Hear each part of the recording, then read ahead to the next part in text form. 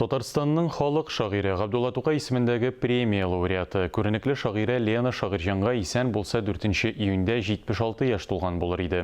Татарстан язучылар берлеге җитәкчесе Ркаил Зайдулла һәм бер төркем язучылардан, шагыйрьләрдән торган төркем Лена Шагырҗанның каберен зиярат кылды. Фәлсәфи, тирән мәгънәле шигырьләре белән халыкны гаҗәпләндерә.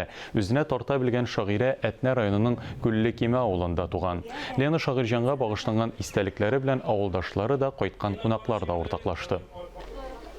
Бик рәхмәт. Узап киткәнегезгә дә рәхмәт. Бер-берегез белән аралашып утыргансыздыр. Инде монда шундый матур шигырьләр укыдыгыз, балакайлар. Сезгә бик зур рәхмәт. Сез шундый матурлар. Инде монда җитәкчеләр дә, укытучылар да, Луиза апа, сез дә бик матур сүзләр әйттегез. Үзенә күрә тиеш сүзләрдер. Алар биография шикелле. Лена апаны искә алу алар барсы да. Инде мин бүген кайткан язучыларга, каләм ияләренә барсы да шундый теләк белән кайттылар. Күбесе әле бу якта беренче тапкыр. Аларга бик зур рәхмәт.